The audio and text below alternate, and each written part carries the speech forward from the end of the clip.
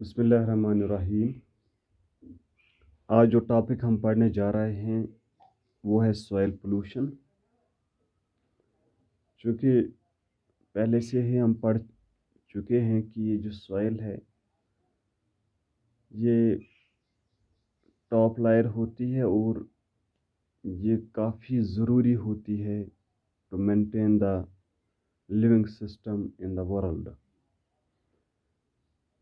Soil जो है एक फर्टाइल लेयर होती है ज़मीन की, और जिसकी बदौलत से यहाँ पर वेजिटेशन है, प्रोडक्शन है, प्लांटेशन है वो जन्म लेती है, और जिन पर बाकी जो कायनात है मुनहसर होती है, और बाकी कायनात का ये जो दस्तूर है वो चलता रहता है। ठीक है ना। अब इसी में अगर पोल्यूशन आ जाए, प्रॉब्लम आ जाए, गंदगी फैल जाए, ठीक है ना, तो वो सॉइल पोल्यूशन कहलाता है। ठीक है ना। चूँकि पहले ही आपको पता होगा कि पोल्यूशन ये कंटेमिनेशंस होते हैं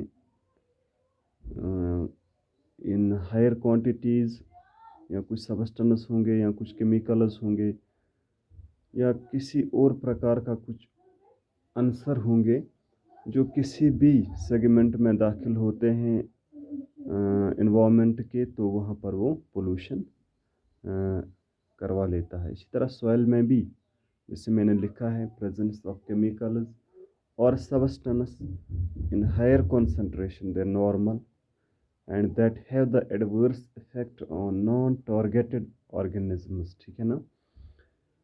कोई ऐसे केमिकल, कोई ऐसा सब्सटेंस जिसकी कंसंट्रेशन हायर हो, ज़्यादा हो, नॉर्मल कंसंट्रेशन से ज़्यादा हो, ठीक है ना, और वो इस ज़मीन में आ जाए, इस सॉइल में पड़ जाए, तो वहाँ पर वो एडवर्स इफेक्ट क्रिएट करता है और नॉन टारगेट ऑर्गन, यानी जिनका कोई खता ही नहीं होता है, जो नॉन टारगेटेड होते हैं, जिन पर उनको नहीं डालना होता है, मगर वो फिर इसका शिकार बन जाते हैं। ठीक है ना।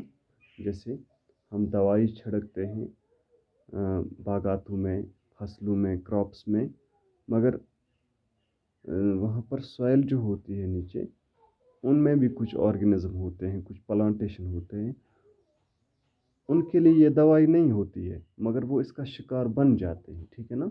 दवाई चूँकि किसी और के लिए हमने छिड़कनी थी, मगर कोई और इसका शिकार बन जाता है, तो उनके लिए वो पोल्यूशन ज़ाहिर होता है।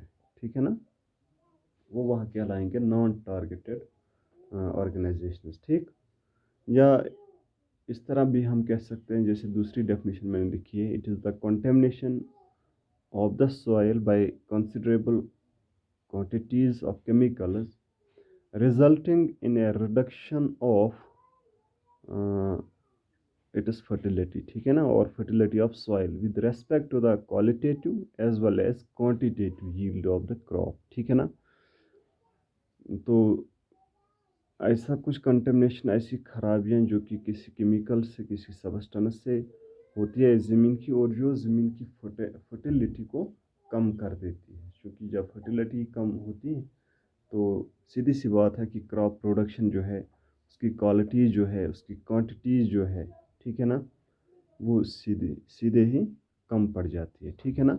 तो ये भी हम कह सकते हैं कि ये भी इसकी अच्छी खासी डेफिनेशन है। तो जनरली हम बोलेंगे कि सॉइल का हिस्सा जो है, अगर इसमें कोई चीज़ ज़्यादा, नॉर्मल कंसंट्रेशन से ज़्यादा इसमें आ जाती है, कोई केमिकल आ जाता है, कोई और सब्सटेंस आ जाता है, फर्टिलाइज़र आ जाता है, इंसेक्टिसाइड आता है, पेस्टिसाइड आता है, ठीक है ना, और कुछ वेस्ट आता है, ठीक है, इवन कि डिफॉरेस्टेशन और सॉइल इरोजन, इनसे भी ये हो सकता है सॉइल पोल्यूशन। ठीक है।